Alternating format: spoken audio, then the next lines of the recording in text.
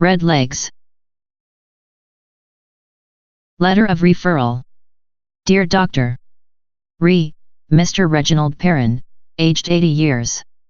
Please see this man with bilateral cellulitis that has failed to respond to several courses of oral antibiotics, flucloxacillin, penicillin, and erythromycin. I would be most grateful if you could advise on what antibiotics should be given next.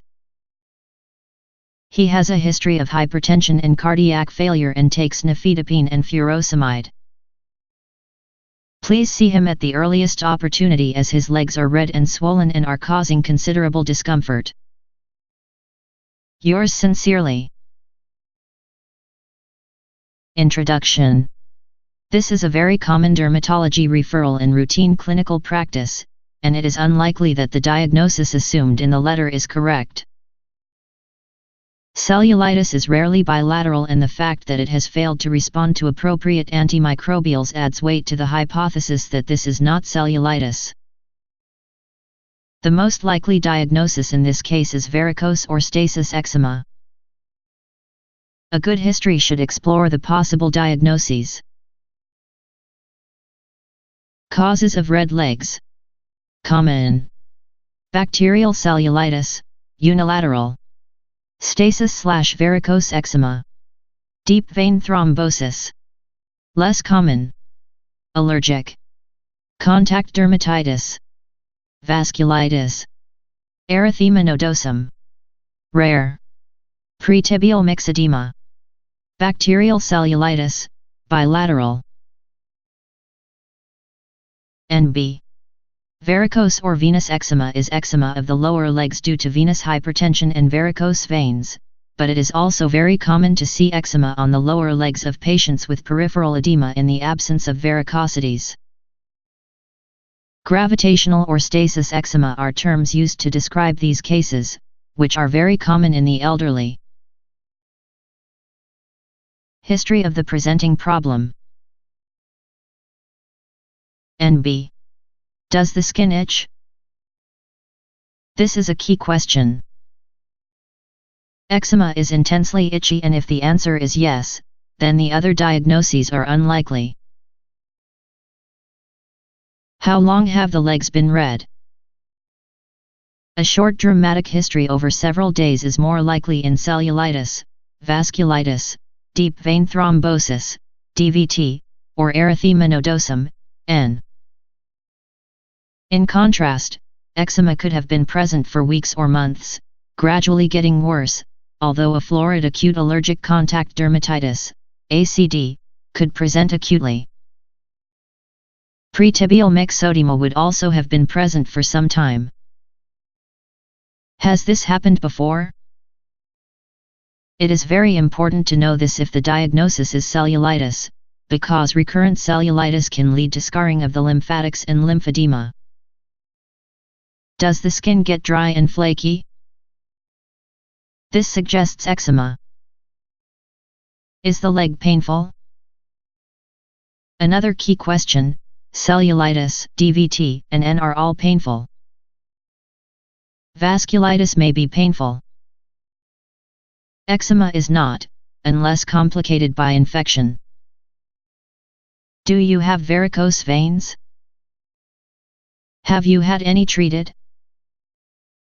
Have you had a thrombosis in the leg? Any of these support a diagnosis of varicose eczema, although someone with a history of previous DVT might have developed another.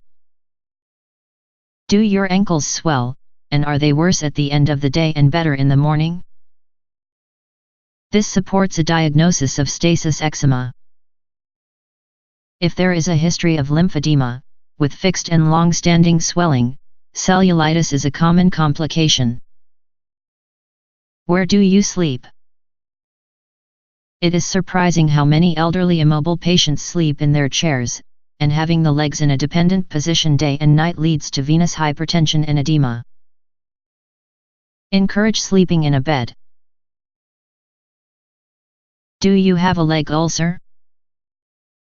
A wound on the leg? Athlete's foot? These could be portals of entry for infection in cellulitis. Do you apply any creams to your legs? Any bought over the counter? Are you sure? ACD on the lower legs is commonly due to medicaments that may not have been prescribed. The elderly particularly use products like Germolene and Savlon, which may have been used to treat what was initially an endogenous condition like varicose eczema. ACD commonly occurs in patients with leg ulcers to which medicaments are applied with dressing changes.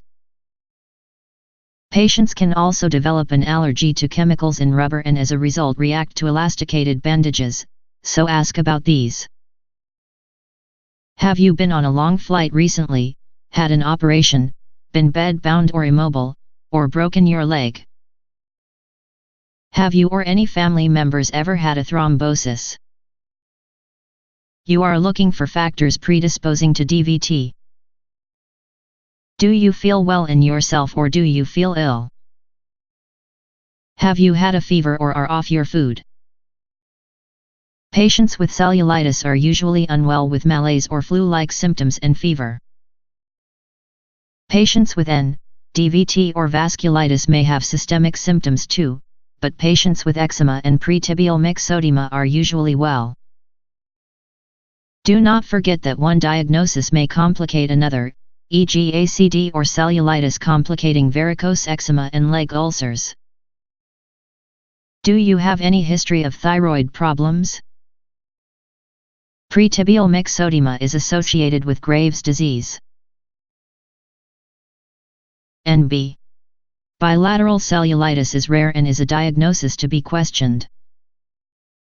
If the skin itches, eczema is the probable diagnosis.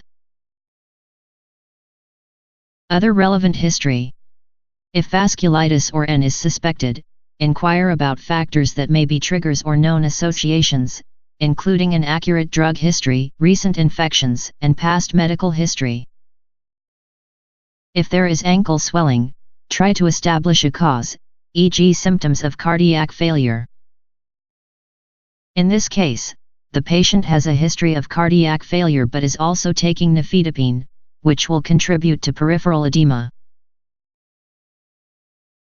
Red legs examination. General features. You have been instructed to examine the legs, which are red, but can you see any evidence of skin disease elsewhere? Is the patient unwell and does he appear to be in pain or to have a fever?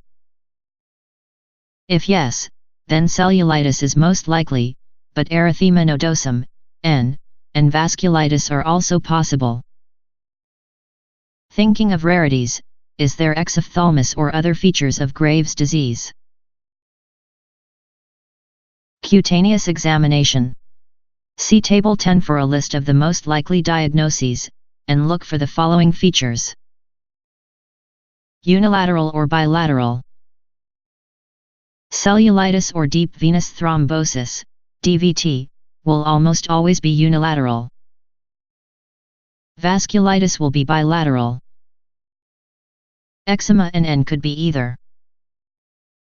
Is there purpura and is it palpable? Palpable purpura is the hallmark of vasculitis, but be aware that extravasation of red cells can occur when the skin is inflamed, particularly on the lower legs due to gravity. In this situation there are usually tiny, non-palpable, purpuric macules, with evidence of another dermatosis, e.g. eczema. Severe cellulitis can also look purpuric on occasion. Is there scaling or flaking of the skin? If yes, eczema is likely. Is the skin hot and/or tender to touch? If yes, cellulitis or N is most likely. Is there a leg ulcer, a wound on the leg, eczema, or evidence of athlete's foot? These all provide potential entry points for infection in cellulitis. Is there edema? Edema of any cause, including lymphedema, is also a risk factor for cellulitis. Is the erythema confluent or in several discrete patches? Cellulitis and varicose eczema will usually be confluent, whereas vasculitic lesions are discrete, purpuric macules or papules, and N is discrete, red tender nodules. Are there any blisters? A very acute contact dermatitis can blister. Severe cellulitis and vasculitis can occasionally blister, particularly if there is pre-existing edema. Is there any joint swelling? This can occur in N, particularly the ankles. Are the calf muscles tender? If yes, then DVT is possible. The skin may look red or dusky due to venous congestion but would otherwise be normal. Are there any varicose veins or peripheral edema, which might have triggered varicose/stasis eczema? Are there any other features of venous hypertension, e.g. hyperpigmentation and lipodermatosclerosis? Are there pink plagues on shin with a peau d'orange surface? If yes, then consider pretibial myxoedema. Further discussion. If the final diagnosis is eczema, how can you distinguish endogenous from allergic eczema? Consider features in the history, e.g. use of creams, medicaments or elasticated bandages, which make allergic contact dermatitis a possibility. It may be difficult to distinguish between these possibilities clinically, but there may be clues such as a sharp cut-off of the rash where bandages or dressings finish. Patch tests will aid identification of the allergen so it can be avoided. Why does cellulitis of the legs occur? It is very important to find a reason, and failure to do so may lead to recurrent infections that damage the lymphatics and eventually lead to lymphedema. Leg ulcers and wounds will be obvious, but look between the toes for tinea pedis. If present, it needs to be treated. Leg edema is another important risk factor that may need to be addressed. What would you do if the patient has recurrent episodes of cellulitis? In addition to finding and treating any portals of entry for infection, consider prophylactic antibiotics. As a guide, patients who have 2 or more episodes in 1 year should be offered either penicillin or erythromycin 250 to 500 mg BD. Choose the lower dose in patients who weigh less than 75 kg. Plan for investigation and management. Investigations. Investigations depend on your suspected diagnosis and would also be guided by findings on examination, but they might include the following. Bacteriology is often negative in cellulitis, but swab any open wounds or the interdigital spaces if mucky. Take interdigital skin scrapings for mycology if scaling is present. Take blood cultures. Swab eczema if wet, weepy, or crusted. Blood count, look for neutrophilia in cellulitis. Duplex Doppler venous scan to assess venous competence in varicose eczema or to look for DVT. Patch tests if ACD is suspected. Skin biopsy may be required to confirm vasculitis or N. Ankle brachial pressure index, ABPI compression treatment, either bandages or stockings, is an important part of managing varicose/gravitational eczema. A normal ABPI, excluding significant arterial disease, is needed to ensure that compression is safe. Management. The management of varicose or gravitational eczema is twofold. The eczema can be managed with emollients and topical corticosteroids, which suppress the problem but do not remove the underlying cause. Venous incompetence may be surgically correctable, but otherwise compression is the mainstay of management. This can be applied using either 4-layer compression bandages, suitable for the more severe cases with leg ulcers, or compression stockings, which would be appropriate for most cases uncomplicated by ulcers. Peripheral edema might also be managed medically with diuretics and, in this case, the nifedipine might be replaced with an alternative antihypertensive. Review in 2 months to assess the patient's response to topical therapy, and compression treatment would be appropriate. Further discussion. So which antibiotic would you advise the GP to prescribe next? The answer is none. It is unlikely that the patient has cellulitis, but be prepared to justify why. Most patients referred with this history have stasis or varicose eczema. However, it may be difficult to decide if the situation is complicated by ACD if topical therapies are already being applied, in which case patch tests may be needed.